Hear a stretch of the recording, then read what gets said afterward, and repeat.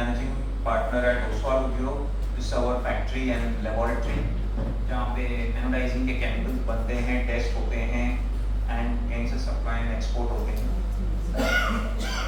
So what type of anodizing?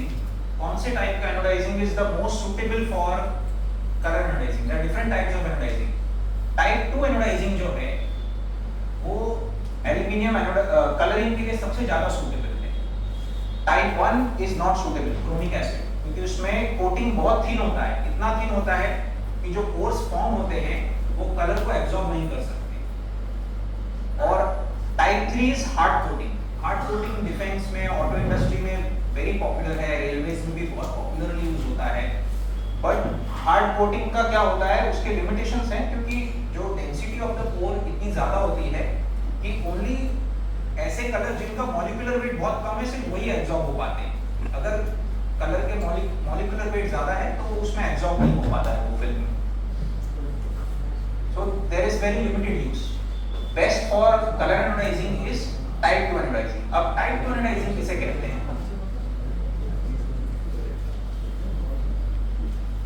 Type 2 anodizing is basically sulfuric anodizing ही है, but it's a soft anodizing or semi hard anodizing which is between 5 microns to 25 microns. So this is a typical anodizing process flow chart. पहले हमारा pre treatment होता है जिसमें डिग्रीजिंग होता है, then rinse होता है, डिफरेंट टाइप्स ऑफ एचिंग होते हैं.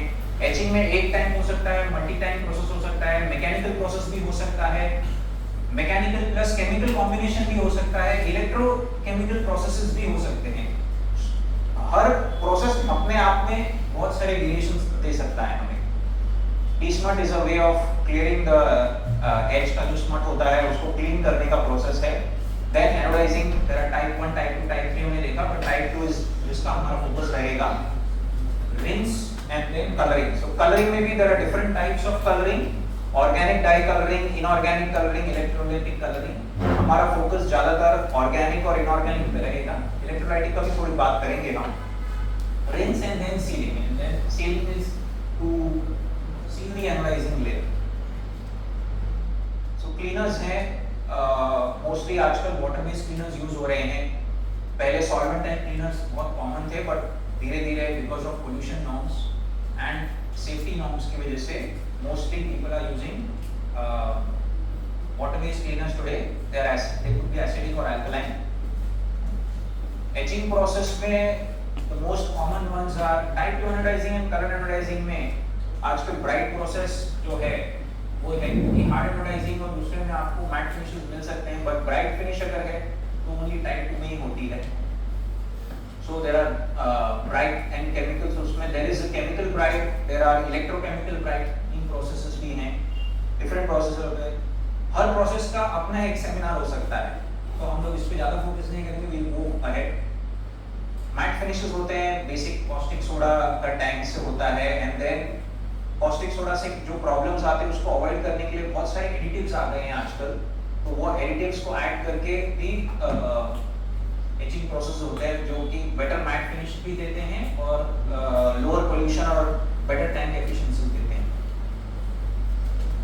Acid etching, a lot of people are shifting to acid etching instead of alkaline etching because of if you require very high matte effect कि बिल्कुल zero reflectivity होनी चाहिए, तो आपको acid etching करना होगा. अमोनियम बाइफ्लोराइड के प्रोसेसेस आते हैं उसमें. Polyeffect is with acid etch plus there are certain additives, certain complexing agents उसमें हम मिक्स करते हैं, तो वो हमें एक मिल्की वाइट सैटिन इफेक्ट देता है या पॉल इफेक्ट देता है. और the advantage of acid aches की जो रोलर एंड डाई मार्क्स होते हैं एल्यूमिनियम पे, एक्सट्रूजन्स पे, वो कंप्लीटली उसको एलिमिनेट कर देता है. Sand blast pattern effect. Sand blasting और bead blasting is a very common process. It's done mechanically as well as it is done chemically. Chemical में थोड़े लिमिटेशंस होते हैं, but it's very easy single tank process. So we have those chemicals. अगर किसी को जानकारी चाहिए वो सब केमिकल्स की, तो they can ask me later. De-smut. De-smut is a process after your etching. De-smut is required to clear the smut of the edge. किया हो, चाहे आपने मैट फिनिश किया हो, आपने सैंड ब्लास्ट किया हो, कोई भी प्रोसेस आप करेंगे तो there is always going to be a lot of smut, काफ़ी सारा स्मट होता है सरफेस पे, तो उसको क्लीन करने के लिए डीस्मट करना बहुत ज़रूरी होता है। Nitric acid is the most common desmut chemical, but अब यूरोप में nitric acid desmuts have been banned, so उसके बहुत सारे ऑर्गेनिक ऑल्टरनेटिव्स सबने डेवलप किए हैं। तो और इवन अभी यूरोपियन कंपनीज क्या कर रही हैं, they are trying to manage the whole supply chain, क्योंकि एनोडाइजिंग वहाँ से बाहर चली गई है लेकिन एंड प्रोडक्ट तो यूरोप में आता है। So as part of their market control और फॉर फर्दर बहुत सारी ब्रांड्स जैसे गुचीज हैं और एलवी गुची, ये सब के भी जो प्रोडक्ट्स हैं जिसमें बकल्स होते हैं वो सब एनोडाइज होते हैं, स्विस वॉचेस बनती हैं, एल्यूमिनियम वॉचेस बनती है, वहाँ पे they try to control the supply chain, entire supply chain. तो उनके जो वेंडर्स होते हैं उनको जो यूरोपियन अप्रूव्ड नॉर्म के केमिकल होते हैं वही यूज करने होते हैं। ऑल्दो प्रोडक्शन इंडिया में हो रहा होगा, वियतनाम में हो रहा होगा, मलेशिया, इंडोनेशिया, किसी भी कंट्री में होगा, but they have to follow those norms. So Indian anodizer को बहुत ज़रूरी है आज ना कि एनोडाइजिंग प्रोसेस को ही समझे, बट जो अलग अलग नॉर्म्स हैं उनको भी समझना जरूरी हो गया। So non nitric type of desmuts have come up in the market, slowly they are becoming popular. Now coming to type 2 anodizing.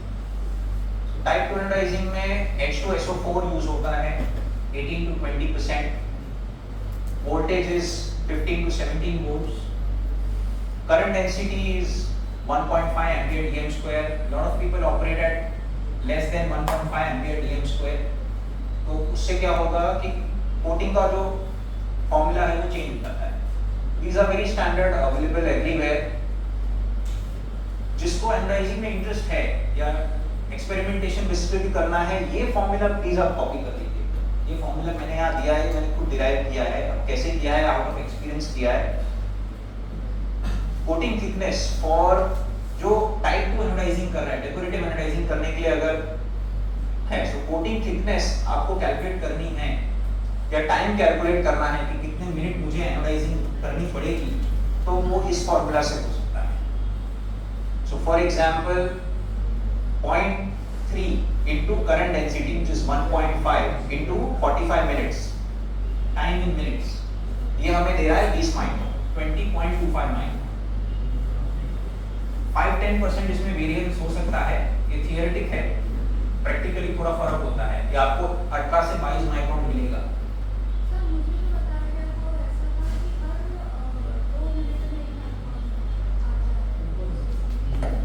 नहीं, गलत नहीं है, आपने कितना करंट दिया है उसके ऊपर। अब इस फॉर्मूला को आप देख लीजिए, इसको अगर मैं 1 माइक्रोन कर दूंगा, 1 माइक्रोन, तो यहाँ पे 15 हो जाएगा। सॉरी, 1 माइक्रोन, 1 एम्पियर पर DM square, then this will become 50, है ना।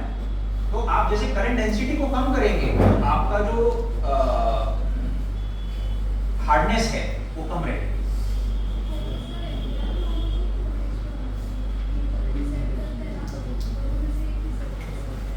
आपको एम्पियर पे जाना चाहिए, करंट डेंसिटी कांस्टेंट रहना चाहिए। सो ज्यादातर आप जब रेक्टिफायर डिजाइन करते हैं तो आपके रेक्टिफायर सप्लायर को आपको कहना है कि मुझे कांस्टेंट करंट दीजिए। अभी तो कांस्टेंट करंट, कांस्टेंट वोल्टेज दोनों आ चुके हैं rectifier, but constant current is most important. ये मैं बात कर रहा हूँ type 2 anodizing, specifically type 2 anodizing के लिए, कलर एनोडाइजिंग, क्योंकि आपका करंट डेंसिटी पे ही पूरा कैलकुलेशन, एंड इसमें there is a very important role. खासकर हमारे देश में बहुत से एनोडाइजर्स टेम्परेचर को निगलेक्ट कर देते हैं, चिलर फेल हो जाता है या चिलर यूज ही नहीं करते हैं कहीं कहीं जगह पर। तो सो अगर ये टेम्परेचर को मेंटेन नहीं करेंगे तो लाइन में प्रॉब्लम्स आते हैं, पाउडर आ जाते हैं, रेनबो इफेक्ट आ जाता है, मल्टीपल प्रॉब्लम्स आते हैं, अलग अलग चीजें हो जाती है। सो लॉट ऑफ एनोडाइजर्स वो चिलर यूज नहीं करते या करंट को कम कर देते हैं और चिलर यूज नहीं करेंगे। बहुत से कंसल्टेंट उनको मिसगाइड कर देते हैं कि चिलर यूज करने की जरूरत नहीं है, आप 1.5 माइक्रोन, आप 1.5 एम्पियर की जगह 1 एम्पियर दे दीजिए, 0.8 एम्पियर दे दीजिए, बट वो सही तरीका नहीं है। उससे आपकी फिनिश भी कंसिस्टेंट नहीं होती है, जो पोर की डेंसिटी सही नहीं फॉर्म होती है, पोर का जो डायमीटर फॉर्म होना चाहिए होता है वो सही फॉर्म नहीं होता है। ये कंडीशन जब हम फॉलो करते हैं तो पोर की डेंसिटी, पोर का डायमीटर, वो सब, और ये माइक्रोन लेवल पे ये हम देख नहीं सकते हैं, ये हम कलर होने के बाद ही हमको पता चलता है, क्योंकि colour is also an indicator. तो ये हमें देखना है। आप ये फॉर्मूला नोट कर लीजिए, ये आपको हमेशा काम आएगा किसी भी जॉब के पहले, जब आप उसको डिजाइन कर रहे हैं कि कितने माइक्रोन, जनरली कस्टमर स्पेसिफाई करते हैं कि उनको कितने माइक्रोन्स की थिकनेस चाहिए, तो आप इस हिसाब से आपका टाइमिंग कैलकुलेट कर सकते हैं। सर इसमें 0.3 मतलब 0.3 का 0.3 is a constant. क्या This is a direct proportion formula. 0.3 is a constant. है ना? ये आपका वेरिएबल्स है दोनों। चले वो है? अगर टाइप करना है तो टेम्परेचर रेंज लोअर है तो अच्छा रहेगा या हायर में अच्छा रहेगा? सॉरी वापस बोलिए। अगर मुझे कलर करना है एनोडाइज के बाद तो टेम्परेचर रेंज जो आपने बताया है, एक्चुअली वो टेम्परेचर रेंज में यहाँ से पढ़ नहीं पा रहा हूँ। 18 to 20 डिग्री सेल्सियस। तो वो यानी कम रहेगा तो अच्छा रहेगा कलर या ज़्यादा रहेगा तो अच्छा रहेगा? नहीं, ये 18 to 20 है, लेकिन आप 16 से 22 तक जा सकते हैं। आप 22 के ऊपर जाएंगे ना तो एल्यूमिनियम ऑक्साइड के साथ साथ, जैसे 24 डिग्री पे कर लिया तो एल्यूमिनियम सल्फेट भी फॉर्म होने लगता है, वो आपको सरफेस पे पाउडर की जैसा दिखाई देगा। और अगर आप 16 से नीचे करते हैं 15 डिग्री या वो, तो हार्डनेस ज्यादा हो जाती है, तो आपका एल्यूमिनियम का जो सरफेस है ना वो डल होगा, थोड़ा ग्रेइश हो जाता है। वो ग्रेइश आने के बाद फिनिश में थोड़ा इफेक्ट कम हो जाता है। इसमें आपको 18 to 20 में जो कोटिंग की जो क्लैरिटी होती है ना, colour of the aluminium oxide, वो ग्रेइश नहीं होता है और ज्यादा वाइटिश भी नहीं होता है, तो आपकी फिनिश अच्छी होती है। जो आपका कलर है या आपने जो पहले ब्राइट फिनिश किया है, मैट फिनिश किया है, उसका इफेक्ट ज्यादा अच्छा है। सर टेम्परेचर के लिए कुछ फार्मूला नहीं है? नहीं, ये फिक्स है। टेम्परेचर के लिए क्यों फार्मूला चाहिए आपको? हाँ, टेम्परेचर फिक्स है। 18 to 20 18 to 20, 16 to 22 भी आप जा सकते हैं, लेकिन 18 to 20 इज द बेस्ट। जैसे और इलेक्ट्रोलाइट भी 18 to 20% होना चाहिए sulphuric acid. So let's move ahead. Anodizing के बाद हम आते हैं कलरिंग पे। एनोडाइज होने के बाद आपको उसको रिंस करना है। जनरली रेकमेंडेड है कि 3 रिंस टैंक मिनिमम होने चाहिए। सबसे ज्यादा दिक्कत आती है, प्रॉब्लम जो होती है वो कलरिंग में, एनोडाइजिंग में नहीं, ज्यादातर जगह प्रॉब्लम रिंसिंग में होती है। क्योंकि अगर सल्फ्यूरिक एसिड जो एल्यूमिनियम एनोडाइजिंग के बाद जो है फिल्म एल्यूमिनियम का सरफेस पोरस हो जाता है। So it is very important कि ये जो पोर्स हैं इसमें सल्फ्यूरिक एसिड फ्लश आउट होना चाहिए। तो उसके लिए रिंसिंग बहुत अच्छे से होनी चाहिए। तो रिंस को कंट्रोल करना है ताकि हमारा जो, क्योंकि अगर सल्फ्यूरिक एसिड रहेगा और आपने कलर टैंक में डाला तो वो डिस्कलर कर देता है। Sulphuric is a very strong acid और ऑर्गेनिक डाई है वो उसको विथस्टैंड नहीं करता। अगर आप इलेक्ट्रो कलरिंग कर रहे हैं तो या इनऑर्गेनिक कलरिंग कर रहे हैं तो उसमें इतनी दिक्कत नहीं आती, लेकिन स्पेशली अगर हम ऑर्गेनिक डाई को हैंडल करना है तो रिंसिंग जो है वो बहुत इंपॉर्टेंट है। This is a very neglected area. मेरे ज्यादातर जो कस्टमर्स कंप्लेन करते हैं मुझे, जब हम उसको इन्वेस्टिगेट करते हैं तो प्रॉब्लम रिंस का निकलता है। और सब आदत क्या होती है, जो ऑपरेटर्स होते हैं या लाइन, वो हमेशा रिंस को निग्लेक्ट करके एनोडाइजिंग टैंक को चेक करेंगे, कलर टैंक को चेक करेंगे, अलग अलग टैंक्स को, लेकिन रिंस को कोई चेक नहीं करता है कि पानी को कौन चेक करना है, और वो भी गंदा पानी है रिंस में। So yes, so now this is typically microscopic level पे अगर हम देखें तो आपका एल्यूमिनियम सरफेस आफ्टर एनोडाइजिंग कुछ ऐसा होता है।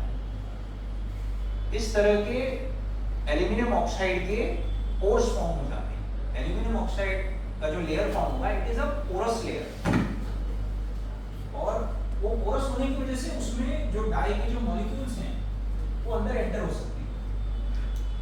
That is the beauty of aluminium कि ये एक ऐसा सॉफ्ट मेटल है जिसको आप एनोडाइजिंग के बाद बाकी जो दूसरे हमारे मेटल्स हैं, जो फेरस बेस्ड मेटल्स हैं वो हैं, उनको आप एनोडाइज इतना इजीली नहीं कर सकते और उनको कलर तो कर ही नहीं सकते इस टेक्निक से, इतने ऑप्शंस। सो एंड इसकी ये चीज होने की वजह से जो इसके बहुत सारे वेरियस एप्लीकेशंस निकल के आ रहे हैं। जो एनोडाइजिंग लेयर है वो ना कि सिर्फ डेकोरेटिव देता है बट बहुत अच्छा प्रोटेक्शन भी देता है एल्यूमिनियम। आज जहाँ पर इंडस्ट्री में लाइट वेट एंड हार्डनेस की जरूरत है वहाँ पे एल्यूमिनियम यूज किया जा रहा है। ईवीज ले लो आप, एरोस्पेस कंपोनेंट्स ले लो, बहुत जगह पर स्टील को एल्यूमिनियम रिप्लेस कर रहा है जहाँ पे लाइट वेट चाहिए और हार्डनेस चाहिए, स्ट्रेंथ चाहिए। क्योंकि जब इसको एनोडाइज किया जाता है तो इसमें स्ट्रेंथ भी आ जाती है। And because of the possibility of giving so many finishes and so many colours, इसका एप्लीकेशन बहुत वाइडली बढ़ता जा रहा है। एंड वन क्वेश्चन सर, जैसे एनोडाइजिंग प्रोसेस करने के बाद में जो रेंज देते हैं, कहीं पे सिंगल रेंज देते हैं, डबल रेंज देते हैं, तो हमको कैसे पता चलेगा कि ये प्रॉपर्ली रेंज हो गया है? क्योंकि ऐसा कोई टेक्निकल मेथड तो है जिससे हम पता लगा सके। क्या हम जो टैंक उसकी पीएच दोनों पीएच मेंटेन कैसे करके हम पता लगा सके कि हमारा पार्ट है प्रॉपर्ली रेंज हो गया? देखिए, अगर आप कलर एनोडाइजिंग कर रहे हैं ना तो आपको 3 रिंस देना चाहिए। 3 रिंस होनी चाहिए। जो आपका थर्ड रिंस है, जो लास्ट रिंस है, वो हमेशा फ्रेश रहना चाहिए। उसका पानी पीएच आप उसको चेक करते रहिए। मैं आपको एक वाटर रिप्लेसमेंट टेक्निक बताता हूँ। जो आपका थर्ड रिंस है, डिपेंडिंग ऑन योर लोड, आप एक टाइम निकाल लीजिए, एंड ऑफ द डे हो गया, डेली और वीकली या इवन आप कितने आवर्स में करना है। Third tank means the last tank, इसके बाद आप कलरिंग में जाने वाले हैं, उसको आप सेकंड टैंक बनाएंगे। यानी जो आपका फर्स्ट टैंक है वो सबसे गंदा होगा क्योंकि सबसे ज्यादा एसिडिक हो जाएगा, डायरेक्ट उसमें सल्फ्यूरिक एसिड जा रहा है आपका, तो वो पानी आपको रिप्लेस करना है, उसको आप सेकंड टैंक से रिप्लेस करेंगे और थर्ड टैंक को आप सेकंड टैंक में ट्रांसफर करेंगे और थर्ड को फ्रेश करेंगे। तो आपकी जो रिंग्स प्रॉब्लम्स हैं, जो क्लीनिंग, जो एसिड ट्रैप्स हम बोलते हैं एनालाइजिंग टर्मिनोलॉजी में, कि एसिड ट्रैप्स जो है ना, ट्रैप्ड एसिड नहीं रहेगा।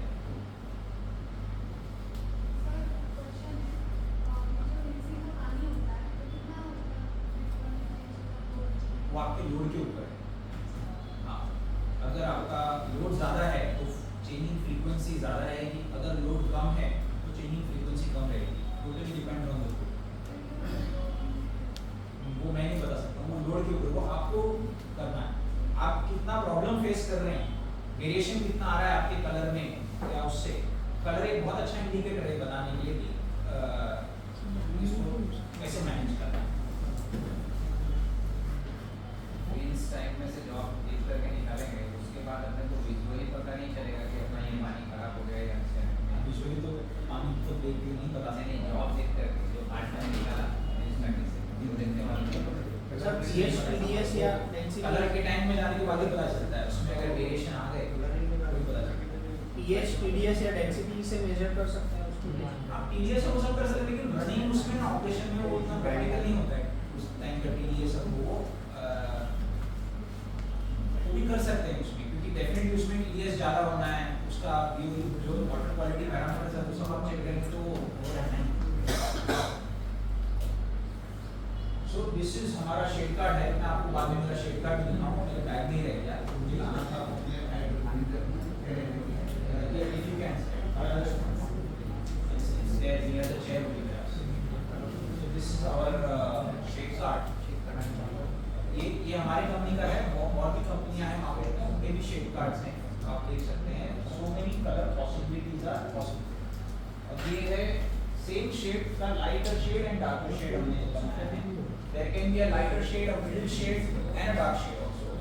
So intensity of the color को हम control कर सकते हैं to match our shade. So this is our shade card.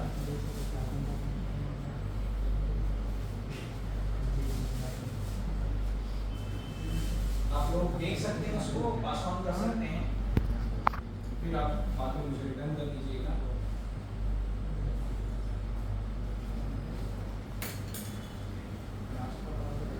There are so many possibility of color. अब ये जो कलर्स हैं ये सिंगल कलर है. So और कलर का कैसा होता है, आप उसको मिक्स करेंगे तो आप नया कलर जनरेट कर सकते हैं. बहुत से एनोडाइजर को अपना खुद का स्टैम्प रखने के लिए या खुद का यूनिक वो फिनिश क्रिएट करने के लिए मिक्स कलर्स करके अपना शेड डेवलप करते हैं, अपना फिनिश डेवलप करते हैं. सो जैसे आपने अगर ब्लू और येलो को मिक्स कर दिया तो ग्रीन कलर बन जाएगा. And different shades of green भी पॉसिबल है उसके प्रोपोर्शन को चेंज करके.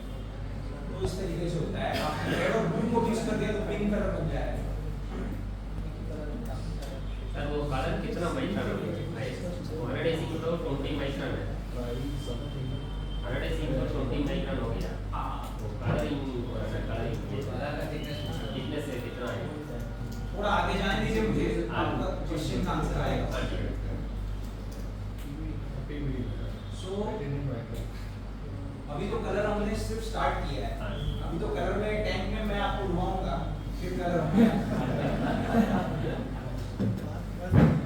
सो how to make a colour bath. Colour bath का मेकअप कैसा होता है? डोसेज डिपेंड्स ऑन आपको कितना इंटेंसिटी ऑफ कलर चाहिए. सो 0.1 ग्राम पर लीटर से लेके 10 ग्राम पर लीटर. 10 ग्राम पर लीटर से ऊपर इज नॉट जनरली रिकमेंडेड, क्योंकि ज्यादातर ये जो कलर जो होते हैं ना, ये सब मेटलाइज्ड डाइज होती हैं. इनकी सोलिबिलिटी भी 10 ग्राम से ऊपर नहीं होती. 20-25 ग्राम तो मैक्सिमम होती है. लेकिन जब हम इनको एसिडिक कंडीशन में करते हैं तो और भी सोलिबिलिटी लो होती है. सो 0.1 to 10 grams are is the best. Most important is pH. आपने डोसेज कितना भी रखा और आपका कलर एब्जॉर्प्शन अच्छा होना चाहिए. So the condition of the tank needs to be mildly acidic. 4.5 to 6.5. Ideally is 5.5. This is for organic dyes. And immersion time is 30 seconds to 10 minutes, depending on आपको again shade की intensity कैसी चाहिए. Another important factor is temperature, 50 to 60 degrees Celsius. अभी cost saving के लिए because electricity cost and heating cost ज़्यादा हो रहा है तो लोग रूम टेम्परेचर पे भी करते हैं. It is very common. तो मुंबई में करना या आप मुंबई साउथ पार्ट में देख लीजिए तो इतना प्रॉब्लम नहीं होता है. लेकिन अभी आप अगर दिल्ली में इसको एनोडाइजिंग कर रहे हैं तो वहाँ पे विंटर में रूम टेम्परेचर 10 डिग्री होगा और समर में रूम टेम्परेचर 40 डिग्री प्लस होगा. पानी का भी टेम्परेचर ज़्यादा होगा तो वहाँ पर वेरिएशन ज़्यादा है. तो डिपेंडिंग अपॉन हम किस क्वालिटी का जॉब कर रहे हैं, जो ऑटोमोबाइल का जॉब करते हैं, एरोस्पेस, ये सब जगह they should strictly follow 50 to 60 degree Celsius. ये वाटर में बात है. हाँ, water this is completely anodizing is completely water based process. So 50 to 60 degree Celsius अगर मेंटेन करते हैं तो इट इज़ बेस्ट. क्योंकि आप किसी भी समय करेंगे, दिन में करेंगे, रात में करेंगे, समर में करेंगे, विंटर में करेंगे, मानसून में करेंगे, आप 50 to 60 डिग्री सेल्सियस कर रहे हैं तो आपका जो फिनिश है वो कंसिस्टेंट रहेगा, कांस्टेंट रहेगा. अगर रूम टेम्परेचर पे करते जाएंगे तो फिर वो वापस राम भरोसे वाला काम हो जाता है. So it is common but not recommended. और सर पीएच कैसे मेंटेन करते हैं अंदर ऐसे? हाँ, pH, that's a very good question. pH variation is a very common thing क्योंकि एसिड का ड्राइवर होना ही है. अगर आपका रिंस टैंक तो this is also an indicator कि अगर आपका pH बहुत लो जा रहा है इसका मतलब आपका रिंस टैंक में प्रॉब्लम है या रिंसिंग बराबर नहीं हो रहा है क्योंकि सल्फ्यूरिक एसिड आपका डाई टैंक के अंदर जा रहा है तो आपका pH नीचे हो रहा है. सो और अगर आपका रिंसिंग अच्छा है तो आपका फ्रेश वाटर इसमें जाएगा तो pH न्यूट्रल की तरफ जाएगा, न्यूट्रल की तरफ जाएगा। और हमको pH को कंट्रोल करके 4.5 से 6.5 आइडियली 5.5 पे रखना है। सो अगर there are lot of branded chemicals available nowadays, but मैं आपको बेसिक केमिस्ट्री बताता हूँ। अगर ये pH आपका लो हो जाता है ज्यादा तो आप डाइल्यूटेड लिकर अमोनिया उसको डाइल्यूट करके आप टैंक का pH को बढ़ा सकते हैं। और अगर pH आपका हाई हो जाता है, इंक्रीज हो जाता है टैंक का, तो डाइल्यूट एसिटिक एसिड उसको एसिटिक एसिड को डाइल्यूट करके आप pH को कंट्रोल कर सकते हैं। डाइल्यूशन इज टिपिकली 10% सॉल्यूशन आप बनाइए और वो करिए। डायरेक्ट एसिड और डायरेक्ट अमोनिया मत डालिए, नहीं तो pH बहुत ज्यादा फ्लक्चुएट हो जाता है। तो इट इज ऑलवेज रिकमेंडेड आप 10% सॉल्यूशन बनाएं और वो सॉल्यूशन से आप pH कंट्रोल करें। Lot of commercial buffer solutions are also available, उसमें आपको pH स्टेबिलिटी भी लॉन्गर टर्म मिलती है क्योंकि अमोनिया और एसिटिक एसिड इवोपरेट भी हो जाता है।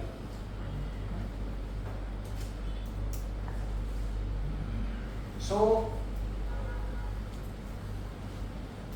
yes, so your color bath, ये आपका बात हो गया, आपने उसमें डिप कर दिया। At this condition, you achieved your color, okay? And then you sealed it, you are happy. आपका जॉब कलर हो गया। अब चैलेंज कलर में नहीं है, कलर करना तो बहुत इजी है। आप थोड़ा एनोडाइजिंग करेंगे, कितना भी माइक्रोन करेंगे, वो हो गया। एक बैच आपका हो गया। चैलेंज इज आपका सेकंड बैच भी सेम फिनिश होना चाहिए। That is the challenge. जो एनोडाइजर का चैलेंज है वो है कि बैच टू बैच कंसिस्टेंसी। तो उसके लिए आपको क्या करना है, shade control. Now shade control के बहुत सारे पैरामीटर होते हैं। ट्रेंड और एक्सपर्ट लोग हैं वो विजुअली भी कर लेते हैं, जिनकी आईज ट्रेंड हो जाती हैं वो हो जाती हैं। बट फॉर अनट्रेन्ड आईज और फॉर पर्पस ऑफ थियरी मैं आपको समझाता हूं कि we should use spectrophotometer. Spectrophotometer में LED वैल्यूज आपको देखनी होती हैं। L is the lightness index, यानी लाइटर है कलर या डार्कर है, वो उसमें वेरी होता रहता है। 0 इज ब्लैक एंड 100 इज व्हाइट उसमें। एंड A इज आपका green and red axis. So colour is RGBY। उस ये एक एक्सिस होता है जिसमें आपको कलर का जो वेरिएंस है वो आ जाता है। एंड ये इसकी टिपिकल वैल्यूज है, ये तो रेंज है, बट डिफरेंट आपका जो स्पेक्ट्रोफोटोमीटर है वो डिफरेंट रीडिंग्स देगा। एंड उससे हम कैलकुलेट कर सकते हैं delta E। Now delta E is called the colour difference and this is the formula of delta E। आपका मास्टर सैंपल होगा और बैच आप, और इधर बैच 1 और बैच 2, सॉरी, आपको दो बैचेस को कंपेयर करना है कि इनका डिफरेंस कितना है। तो L1 minus L2 square A2 minus A1 square ये हो गया और आपका डेल्टा ही आ जाएगा। नाउ टिपिकली कलर डिफरेंस का ये जो है परसेप्शन है। If delta is less than 1, एक से अगर कम है, imperceptible, there is no visible difference। उसको इंटरनेशनली अगर लेस देन 1 डिफरेंस है, D है, तो उसको as a perfect match consider किया जाता है। अगर 1 to 2 है, so there is a very small difference, जो हम अपने लैंग्वेज में 19-20 बोलते हैं ना, 19-20 का फर्क, वो है डेल्टा E 1 to 2। हाँ, तो जो एडवर्टाइजर्स हैं या जो कलर बिजनेस में है वो 19-20 नहीं बोलते हैं, वो डेल्टा ई से बात करते हैं कि भाई इसमें डेल्टा ई का कितना फर्क है। एंड 2 to 3 है तो डिफरेंस इज नोटिसेबल, मतलब ये क्वेश्चन मार्क हो जाता है, ज्यादातर लोग इसे रिजेक्ट कर देते हैं।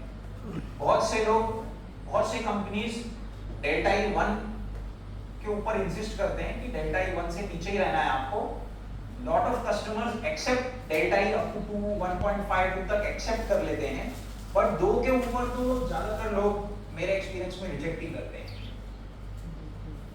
3.5 is a very big difference और 5 लार्ज मतलब कुछ अलग ही हो चुका है वैसा।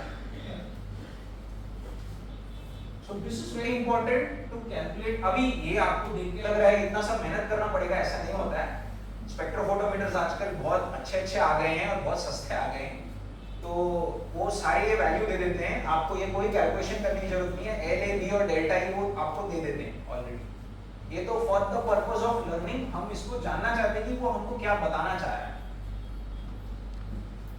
और उसका मतलब क्या है। सो या हाँ सर, हम यहाँ पे जॉब का कलर देख रहे हैं ना कि वैक्सेशन, सॉरी पार्ट का कलर देख रहे हैं, पार्ट का कलर डाई मतलब बात का नहीं, वो सब्जेक्ट होता है टैंक एनालिसिस का। ये हम पार्ट का कलर देखते हैं जो पार्ट के ऊपर है ना मैचिंग होने के बाद पता चलता हाँ। है। Same can be applied to zinc plating facilities too.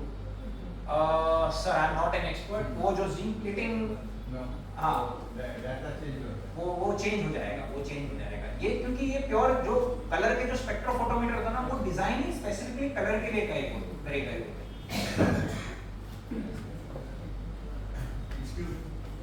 Sir please clear me on one thing, आपने दो तरीके की डाई बताई, ऑर्गेनिक और इनऑर्गेनिक। सो अगर मैं रिलेट कर पा रहा हूँ तो organic is that natural die only या नहीं, organic die is not natural die. आजकल ऑर्गेनिक प्रोडक्ट को सब लोग नेचुरल, देखिए केमिस्ट्री का डेफिनेशन है बेंजीन रिंग अगर होती है तो वो ऑर्गेनिक केमिस्ट्री का पार्ट हो जाता है। हाँ, और जो मेटलिक ओरिजिन के जो होते हैं प्रोडक्ट्स जैसे कि टिन सल्फेट हो गया, कॉपर सल्फेट है, ये सब दीज आर नॉट इनऑर्गेनिक है।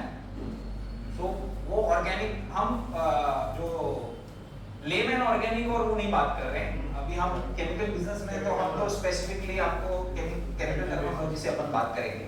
तो ये ऑर्गेनिक का मतलब वो उसका बायोडिग्रेडेबिलिटी या वो उससे लेना देना नहीं है। This is organic chemistry, these are organic. Benzene ring है, ये डिकम्पोज इनटू कार्बन और कार्बन रिंग हो गया। ओके, सो एल्बन डाई जो हमारा ब्रांड है उसमें लिखा है, but that's a dye selection criteria. कोई भी डाई को सिलेक्ट करना है, आप एल्बन डाई सिलेक्ट करें, कोई और डाई सिलेक्ट करें। Lot of times customer specify करते हैं कि आपको ये ब्रांड की डाई यूज करनी है, ये ब्रांड की डाई यूज करनी है। कुछ कस्टमर्स आपको बोलेंगे आपको हमारी ब्रांड एल्बन की यूज करनी है, कोई बोलेगा आपको स्विस ब्रांड का यूज करना है, कोई कस्टमर कहेगा जापानीज ब्रांड का यूज करना है। तो आपको उस हिसाब से सिलेक्ट करना चाहिए। But most important thing is the shade. पहली बात तो शेड सेम होना चाहिए। अगर कस्टमर की रिक्वायरमेंट येलो है तो आप उसको ऑरेंज नहीं दे सकते, you have to select a good yellow dye. And use of aluminium article, depending on the end use आपको उसकी फास्टनेस रेटिंग और वेदर फास्टनेस देखना है। आज अगर कोई कॉस्मेटिक पैकेजिंग का एल्यूमिनियम है तो वो प्रोडक्ट का एंड यूज 1 साल 2 साल है 3 साल है। लेकिन अगर कोई कंपोनेंट, कोई एल्यूमिनियम ऑटो इंडस्ट्री में जाने वाला है या आर्किटेक्चर में जाने वाला है तो उसकी लाइफ 15 साल होगी। तो उसके लिए आपको अलग कलर यूज करना पड़ेगा which should have properties of high light fastness, high weather fastness। कोई ऑटोमोबाइल कंपोनेंट में जाना है तो उसको बहुत ज्यादा हीट एब्रेशन उसको फेस करना रहेगा, तो कलर में हीट फास्टनेस अच्छी होनी चाहिए। अगर कोई लाइट फास्टनेस का मीनिंग क्या होगा? लाइट फास्टनेस यानी light resistance, UV resistance, weather resistance, acid alkali resistance. So acid alkali fastness basically अगर ये हम क्या देखते हैं, जैसे आज तक फर्नीचर कंपोनेंट्स में बहुत यूज हो रहे हैं कलर। तो फर्नीचर कंपोनेंट है तो उस पे क्लीनर्स यूज किए जाएंगे, हार्ड सरफेस क्लीनर्स यूज किए जाएंगे जो कि हाईली एल्कलाइन हो सकते हैं। Most of the cleaners are highly alkaline जो होम यूज की क्लीनर्स हैं, तो it should be resistant to those cleaners. Alcohol resistant, अगर आपका प्रोडक्ट कॉस्मेटिक इंडस्ट्री में जा रहा है जैसे परफ्यूम कैप्स में यूज होने वाला है या और कोई उसमें जाने वाला है, so it should have alcohol resistance, क्योंकि वो परफ्यूम में तो अल्कोहल है, वो तो स्प्रे होने ही वाला है। लोग बॉटल पे स्प्रे करते हैं या उसके कैप में स्प्रे करके स्मेल लेते हैं, वो सब लेते हैं। तो ऐसा नहीं हो कि कलर उसका निकल जाए उसमें या फेड हो जाए। और सर ये आपने जो शेड कार्ड दिया है ये वुडन फिनिश वाले भी काफी सारे आ रहे हैं। नहीं, वुडन फिनिश एनोडाइजिंग से नहीं होता है। जो वुड फिनिश होता है ना वो अलग है, वो अलग कोटिंग है, वो एक इट्स लाइक अ पाउडर, वो अलग तरह का कोटिंग है, मुझे उसके बारे में ज़्यादा जानकारी नहीं है, बट एनोडाइजिंग से वुड फिनिश नहीं आता है। वुड फिनिश में तो वो एल्यूमिनियम के ऊपर वुड के जैसा इफेक्ट दे देते हैं कि एनोडाइजिंग का ब्यूटी ये है कि ये मेटल के लस्टर को प्रोटेक्ट रखता है। पाउडर कोटिंग भी एल्यूमिनियम के ऊपर करी जाती है, लेकिन पाउडर कोटिंग से क्या होगा, उसके ऊपर आप एक पिगमेंटेड लेयर दे देते हैं, वो उसको ओपेक कर देगा पूरा, आपका मेटल का लस्टर चला जाता है उसमें। तो ज्यादातर जो हाई एंड जहां पर एल्यूमिनियम लगना है वहां पे, जैसे आपके मोबाइल फोन्स हैं, हाई एंड मोबाइल फोन्स है या हाई एंड ब्रांड्स के प्रोडक्ट्स हैं, बकल्स हैं, कॉस्मेटिक्स हैं, वो है, वो सब में ज्यादातर एनोडाइजिंग किया जाता है उसको practically। क्योंकि पाउडर कोटिंग तो आपका एब्रेशन से निकल भी जाएगा, बट एनोडाइजिंग है वो एब्रेशन से निकलेगा नहीं। अभी आप एक कॉइन लीजिए और वो उसके पे हम एल्यूमिनियम एनोडाइज जो है उस पे स्क्रैच करेंगे तो वो निकलेगा नहीं इजीली, बट पाउडर कोटिंग थोड़ा निकलता है। डिफरेंट क्वेश्चन है, बट एनोडाइजिंग और हार्ड एनोडाइजिंग में पैरामीटर वाइज क्या डिफरेंस है? तो हार्ड एनोडाइजिंग इज हमने देखा तो टाइप 3 है। हार्ड एनोडाइजिंग वहाँ यूज होता है जहाँ पे कोई डेकोरेटिव फिनिश की जरूरत नहीं है, but you need very high hardness, आपको प्रोटेक्शन चाहिए। जैसे अब मिसाइल का टैंक आपको करना है, एमिनेशंस में यूज होता है, ऑटोमोबाइल में यूज होता है, बहुत उसके एप्लीकेशंस हैं। तो उसमें H2SO4 यूज होगा या हाँ, H2SO4 थिकनेस तो ज़्यादा पड़ेगा इसका। थिकनेस ज्यादा होती है, उसके जो कंडीशन होते हैं ना, हमने टाइप 2 की कंडीशन देखे थे, टाइप 3 के अलग कंडीशन है, वो चेंज हो जाता है, उसका टैंक अलग होता है, रेक्टिफायर अलग होता है, चिलर अलग होता है, सब कुछ अलग होता है।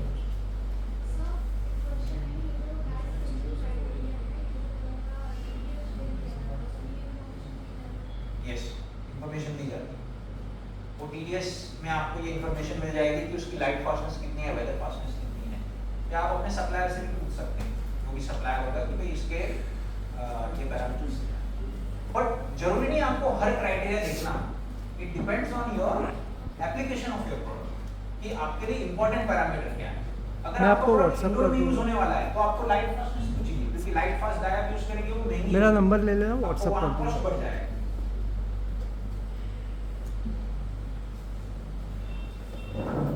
आजकल से ये हमारा कलर देख लिया हमने, कंसिस्टेंसी देख लिया, अभी इंपॉर्टेंट हो गया है कॉम्प्लायंसेस।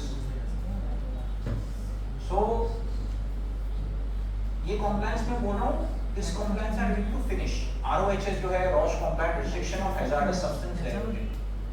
सो ये toy industry, electronic industry, cosmetic packaging industry, ये सब जगह जहाँ पे जब एल्यूमिनियम हो रहे हैं उसमें रॉश कॉम्प्लायंस की डिमांड, उसके बिना तो वो एक्सेप्ट ही नहीं करते। अगर आप कोई अच्छे रेप्यूटेड ब्रांड के लिए काम कर रहे हैं, they will need finishes which are RoHS compliant. आपका जो कलर है, आपका जो सीलर है, एनोडाइजिंग कलर के बाद जो हम सीलिंग यूज करते हैं, आपको अपने सप्लायर से जिनसे भी ले रहे हैं उनसे चेक करना चाहिए कि whether these chemicals are RoHS compliant नहीं। और रॉश कॉम्प्लायंस होता क्या है कि उसमें हैलाइड्स नहीं होने चाहिए और हेवी मेटल्स नहीं होने चाहिए, क्रोम 6 नहीं होना चाहिए, trivalent Chrome is allowed, hexavalent Chrome नहीं होना चाहिए, एंड लेड है और भी दूसरे जो हेवी मेटल्स हैं वो नहीं होने चाहिए।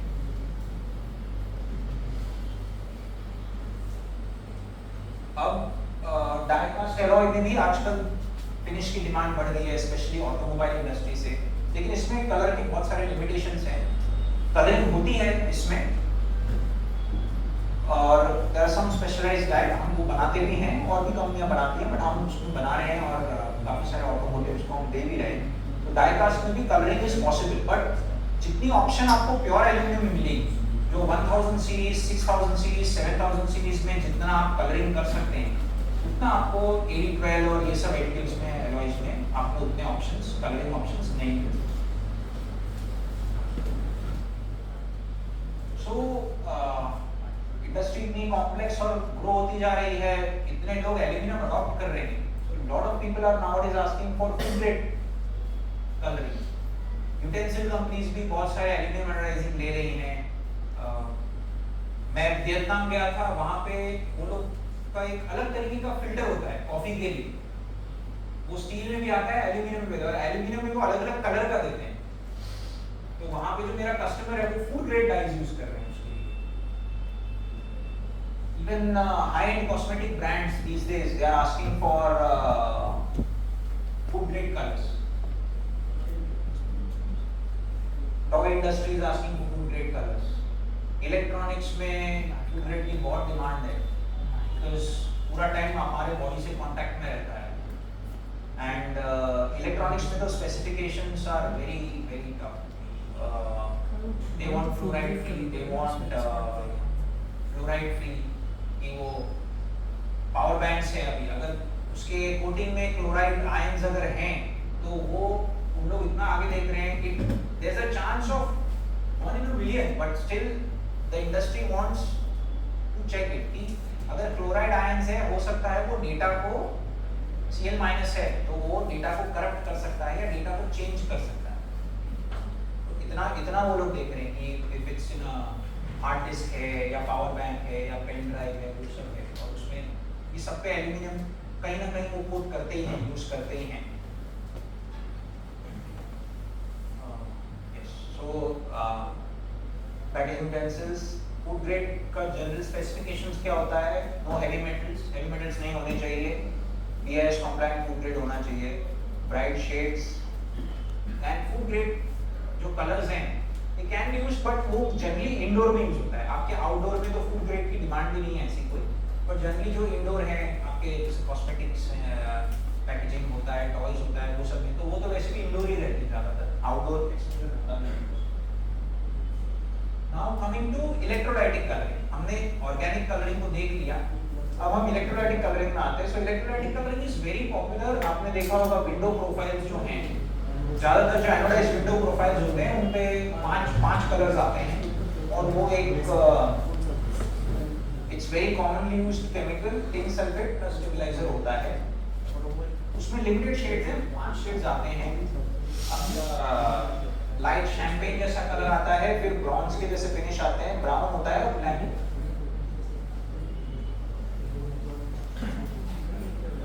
And ceiling. So, अब ceiling is a very important topic, क्योंकि अगर आपने एनोडाइजिंग अच्छा कर लिया, कलर अच्छा कर लिया, लेकिन आपने सीलिंग अगर सही नहीं किया तो भी आपका जो प्रोडक्ट की ड्यूरेबिलिटी है वो उसको इफेक्ट कर लेगा.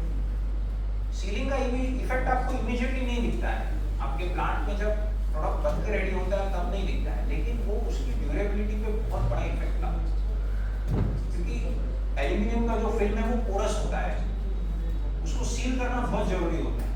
अब ये टेबल है, अगर ये एल्यूमिनियम का होता और एनोडाइज्ड होता और सील नहीं किया होता, मैं इसमें चाय रख दूंगा और चाय का कप है ना वो नीचे का निशान वो उसमें रह जाता है.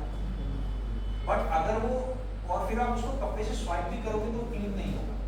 लेकिन अगर वो अच्छा सील्ड है तो उसको एक स्वाइप किया and it will be totally clean. So ceiling is a very important protective layer जो है, जो कि वो पोर को सील कर देता है. एंड कलर में क्या होता है, aluminium most of the colour organic dyes they are chrome complex. तो सीलिंग जो है most of the sealants are nickel salts, nickel based salts. So nickel chrome and aluminium का एक अच्छा कॉम्प्लेक्स बॉन्ड फॉर्म होता है, जिससे जो आपकी फिनिश है उसकी लाइट फास्टनेस और वेदर फास्टनेस भी इंप्रूव हो जाती है. So using a good quality sealant और sealing additives are very important. Lot of times people, many anodizers market से मेटल सॉल्ट लेके आ जाके उसका सीलिंग टैंक बना लेते हैं, लेकिन बेटर मैं सबको रेकमेंड करता हूँ कि आप प्रोप्राइटरी प्रोडक्ट्स यूज करिए. उससे जो होता है, क्योंकि उसमें पीएच का जो रोल होता है, पीएच स्टेबिलिटी है, बहुत इंपॉर्टेंट रोल प्ले करती है. एंड एब्जॉर्प्शन और वही, क्योंकि नॉर्मल निकल सल्फेट मार्केट से ले लिया, उसकी निकल सल्फेट की सोल्युबिलिटी बहुत पुअर है. वो थोड़े टाइम में जैसे पीएच हिलेगा नीचे सेटल हो जाता है, प्रेसिपिटेट हो जाता है बहुत जल्दी. तो जैसे हम बनाते हैं या दूसरी कंपनीज बनाते हैं, तो जो प्रॉपर निकल टाइप सीलिंग सॉल्ट्स होते हैं वो अच्छे तरह से डिस्पर्शन फॉर्म में सस्पेंडेड रहते हैं, जल्दी प्रेसिपिटेट नहीं होते.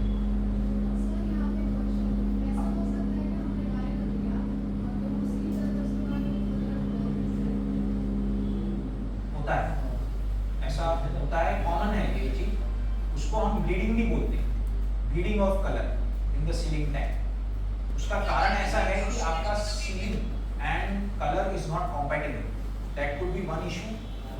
दूसरा सबसे कॉमन चीज ये है कि आपका एनोडाइजिंग ही इतना अच्छा नहीं हुआ था कि कलर पूरी तरह से एब्जॉर्ब नहीं हो पाया उसमें, और जब हमने सीलिंग में डाला तो वो ब्लीड हो गया।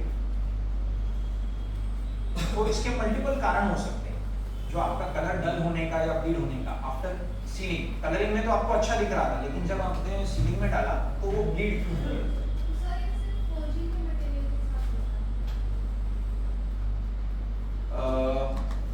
मेनली जो है वो उसकी जो सीलिंग एंड कलर की जो कॉम्पैटिबिलिटी होती है उसको, क्योंकि कुछ कुछ कलर में आपको हॉट सीलिंग करना बेटर होता है। आप हॉट सीलिंग कर रहे हैं कि कोल्ड सीलिंग कर रहे हैं? कोल्ड सीलिंग कर रहे हैं। ओके ओके, नहीं, आप अगर कलर एनोडाइजिंग कर रहे हैं ना तो प्रेफरेबली हॉट सीलिंग यूज करिए, अनलेस आपके कंपोनेंट्स बहुत बड़े, आपके टैंक अगर बहुत बड़े हैं, 10,000 लीटर का टैंक है, तो आपको कोल्ड सीलिंग यूज करें, क्योंकि 10,000 लीटर को 85 डिग्री तक हीट करने के लिए बहुत कॉस्ट हो जाता है। बट अगर आपका टैंक स्मॉल साइज, तो आप कलर के लिए आप हॉट सीलिंग यूज करें। हम हमेशा रेकमेंड करते हैं कलर के लिए हॉट सीलिंग, न्यूट्रल फिनिशेस के लिए कोल्ड सीलिंग इज ओके। क्योंकि अगर आपको, जैसे सीलिंग का एक टेस्ट होता है ASTM B136, this is a sealing test. वो हॉट सीलिंग तो बहुत इजीली पास हो जाता है, लेकिन रूम टेम्परेचर सीलिंग में वो पास नहीं होता। ऑटोमोटिव इंडस्ट्री के लिए ये बहुत कॉमन टेस्ट है, ऑटोमोटिव। ASTM में जैसे ISO होता है ना, वैसे ASTM इज एन ऑर्गेनाइजेशन जो कि अलग टेस्ट मेथड डिफाइन करती है। B136, B फॉर बॉम्बे,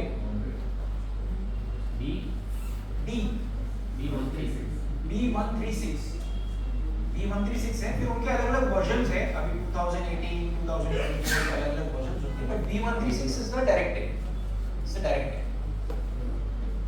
आप, मेरा इंटरनेट पे एक वीडियो डाला हुआ है मैंने ASTM B136 का, अगर ये कंप्यूटर कनेक्टेड होगा तो मैं शायद दिखा पाऊंगा आपको वीडियो। वो पूरा सीलिंग जो टेस्ट है ना ASTM B136 का, हमने पूरा वीडियो डेमोंस्ट्रेशन क्रिएट किया है। So different types of sealing, most commonly used, most commercially and commonly used in the industry are nickel type sealers. उसमें room temperature sealing होती है, NaOCl C200, ये हमारा प्रोडक्ट है, but it's a nickel cobalt mix of salt. High temperature sealing है NaOCl MX601, ये nickel acetate type है. This is recommended for color anodizing, organic dashing. और अगर आप इलेक्ट्रोलाइटिक कलरिंग कर रहे हैं, आर्किटेक्चर एनोडाइजिंग है और लार्ज टैंक साइजेस हैं या ब्लैक कलर कर रहे हैं सिर्फ और बड़ा टैंक साइज है, तो आप C200 को भी यूज कर सकते हैं। क्योंकि बहुत सी बार बड़े टैंक को 85 डिग्री तक टेम्परेचर मेंटेन करना प्रैक्टिकल नहीं हो पाता।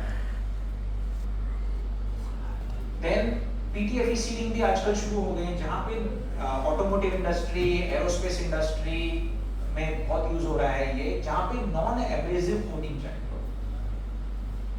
PTFE is basically layman language या common language में हम टेफ्लॉन कोटिंग बोलते हैं। So these are some of the coloring examples. Electronic components हैं, कॉस्मेटिक पैकेजिंग है, हार्डवेयर कंपोनेंट्स हैं, इलेक्ट्रॉनिक्स, सब मसाले पीसने वाला कुछ ग्राइंडर है, ये टेलीविजन का फ्रेम है, सब हमारे कस्टमर्स के हैं। So, ends my presentation.